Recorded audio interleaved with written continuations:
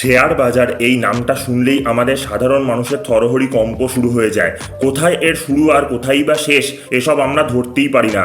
Share বাজারের সঙ্গে তুলনা করা যেতে পারে শের বা সিংহের, কিন্তু সেই সিংহ আসলেই কোথাকার সেটা আমাদের জানা দরকার। জঙ্গলের রাজা সিংহ সামনে আসলে মানুষের হৃদকম্প হয়, কিন্তু সেই সিংহই যখন সার্কাসে খেলা দেখায় তখন ছোট্ট বাচ্চারাও হাততালি দিয়ে আনন্দ পায়। অর্থাৎ সিংহ যদি খোলা মনে নিজের জায়গায় বিচরণ করে তবেই সে সিংহ, কিন্তু লোকের কথায় ওঠা বসা করলে তার আর কোনো ইজ্জত নেই। আপনিও কি শেয়ার বাজারে লোকের কথায় ওঠা বসা করেন, এখানে ওখানে র্যান্ডম টিপ খুঁজে বেড়ান? তাহলে আজকের ভিডিওটা শুধুমাত্র আপনারই জন্য। আজকের ভিডিওতে আমরা বাজারের এমন 9টি সতর্কতা সম্পর্কে আলোচনা করব যা আপনাকে সারা জীবন শেয়ার বাজার বুঝতে সাহায্য করবে।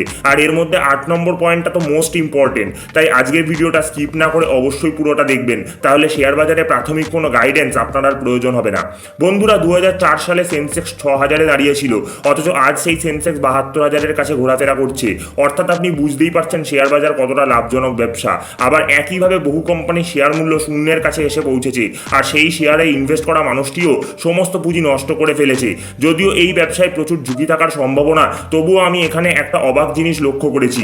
এই 20 বছরেও শেয়ার বাজারে লোভ আর আতঙ্ক একই রকম বিরাজমান।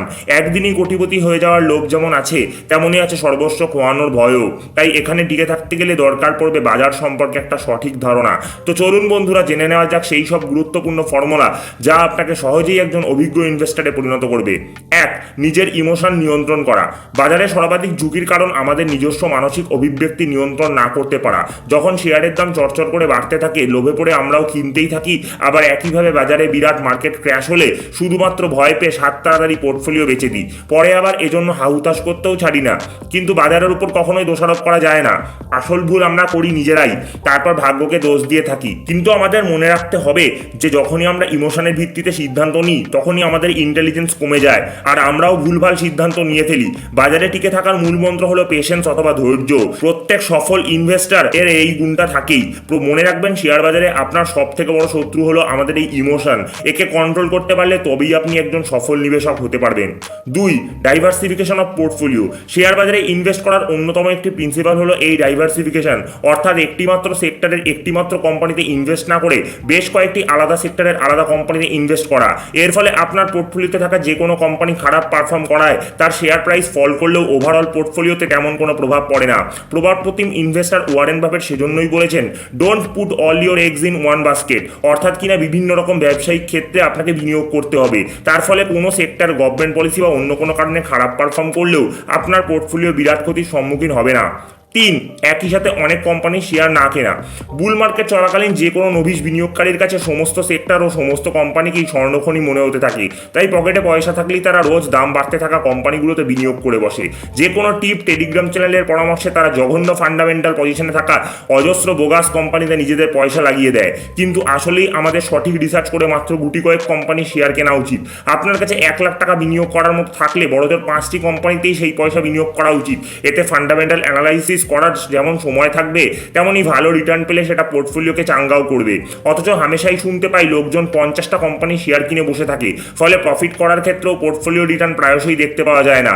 তাই সবসময় সমপরিমাণ টাকা ভাগ করে অল্প কিছু ভালো কোম্পানিতেই বিনিয়োগ করা উচিত। 4. Set a clear goal and then invest. আচ্ছার লোকে শেয়ার বাজারে পয়সা লোকসান করে ঠিক এই কারণটার জন্যই। বন্ধুরা, মাথায় রাখুন, শেয়ার বাজার সহজে কোটিপতি হওয়ার জায়গা নয়। যে যাই বলুক, এখানে লং টার্মে 1 মাসে টাকা ডাবল হওয়া অসম্ভব। আপনি লং টার্মে খুব বেশি হলে বছরে 18 থেকে 20% রিটার্ন এখানে প্রত্যাশা করতে পারেন। সেটা হলেও ব্যাংক বা পোস্ট অফিসের প্রায় ডাবল রিটার্ন আপনি পেয়ে যাবেন, যেটা আসলেই খুব চমকপ্রদ ব্যাপার। বন্ধুরা, শেয়ার বাজারে সত্যি যদি এত অল্প দিনে টাকা ডাবল করা যেত, তাহলে টাটা, বিড়লা কিংবা আম্বানিদের এত অর্থ খরচ করে ব্যবসা চালাতে হতো না। তারা বিশ্বের তাবড় এক্সপার্ট হায়ার করে সব পয়সা শেয়ার বাজারেই ইনভেস্ট করে দিত। আসলেই এটা লং টার্ম পয়সা রোজগার করার জায়গা। এখানে ভালো রিটার্ন পেতে হলে আপনাকে রীতিমতো ভালো অ্যামাউন্ট দীর্ঘদিন ইনভেস্ট করতে হবে, তবেই একমাত্র আপনি বাজারে সুফল লাভ করতে পারবেন। 5. Always invest in long term. বন্ধু, আপনি যদি মার্কেটকে জুয়া হিসাবে দেখতে চান, তবে জেনে রাখবেন মার্কেটও আপনাকে জুয়ারি হিসাবেই ট্রিট করবে। এই বাজারে যে কত সহস্র মানুষ সর্বশান্ত হয়েছে আর হচ্ছে, তার হিসাব কিন্তু আপনাকে কেউ দেবে না। সবাই শুধু গুটি কয়েক সফল ইনভেস্টারকে উদাহরণ হিসেবে দেখাতেই ব্যস্ত। তাই ভুল করেও শর্ট টার্ম গেইন বা প্রফিটের লোভে লোভে বাজারে বিনিয়োগ করবেন না। অতি বড় এক্সপার্টরাও বাজারে শর্ট টার্ম বিনিয়োগ করে পয়সা লোকসান করে। আপনার মার্কেটে ঢোকা মাত্র যে কোনো কারণে যদি বিয়ার মার্কেট আরম্ভ হয়ে যায়, তবে আপনার পক্ষে শর্ট টার্ম প্রফিট গেইন করা অসম্ভব হয়ে পড়বে। তাই কমপক্ষে 3 থেকে 5 বছরের জন্য বিনিয়োগ করার চেষ্টা করুন। আর শর্ট টার্ম ট্রেডিং একান্তই করতে হলে সেখানে স্টপ লস অবশ্যই রাখবেন, যাতে আপনার অন্তত ক্যাপিটাল মানিটা ডুবে না যায়। উপরন্তু চেষ্টা করুন আপনার কাছে নিত্য প্রয়োজনীয় খরচ বাদে যে এক্সট্রা মানি রয়েছে সেটা দিয়েই ইনভেস্ট করতে, যাতে ইমিডিয়েট সেই টাকা আপনার প্রয়োজন না পড়ে।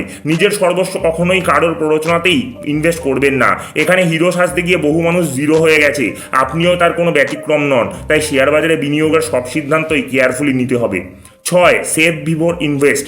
বন্ধু, মার্কেট থেকে ভালো রিটার্ন যদি পেতে হয় তবে চেষ্টা করতে হবে প্রত্যেক মাসে অন্তত কিছু পয়সা নিজের কাছে জমিয়ে রাখা, যাতে করে মার্কেট ফল বা সেরকম কোনো সুবর্ণ সুযোগ পেলেই আপনি চটজলদি আপনার পছন্দের শেয়ারগুলো কিনে নিতে পারেন। এতে করে আপনার সঞ্চয়ের অভ্যাসটাও বেড়ে উঠবে, আবার সঠিক সময়ে ইনভেস্ট করার পয়সাও সঞ্চিত থাকবে। 7. গুজবে কান দেবেন না। হামেশাই শেয়ার বাজারে ভুইফোর মানুষ ও ভুইফোর সংস্থাগুলো বিভিন্ন ফেক নিউজ ছড়িয়ে দেয়।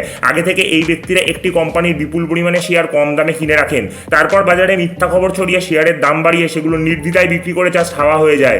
আর খবর শুনে সেগুলো কিনতে গিয়ে কিছু সরল সাদাসিধা মানুষ নিজের সঞ্চিত অর্থ নষ্ট করে ফেলে। তাই যে কোনো খবর যাচাই না করে একদম ইনভেস্ট করবেন না। 8. The most important tip, buy shares of only strong companies. বহুবার বলা সত্ত্বেও শেয়ার বাজারে পা রাখা মাত্রই প্রায় সকলেই এই একটা ভুলই করে বসে। সস্তা দামে পাওয়ার আশায় বোগাস কোম্পানির শেয়ার তারা কিনে নেয়, না চেক করে ফান্ডামেন্টাল, না নেয় কোনো খোঁজ খবর। শুধু দামে সস্তা দেখলেই তারা এই ভুলভাল শেয়ারগুলো কিনে নেয়, তারপর লোকসান হলে বাজারকে গালি দিয়ে এটাকে জুয়ার ঠেকের সাথে তুলনা করে এবং মার্কেট থেকে চিরবিদায় নেয়। তাই বারবার আপনাদের সতর্ক করছি, শুধুমাত্র স্টেবল আর স্ট্রং ফিনান্সিয়াল কোম্পানি দেখে তবেই বিনিয়োগ করুন।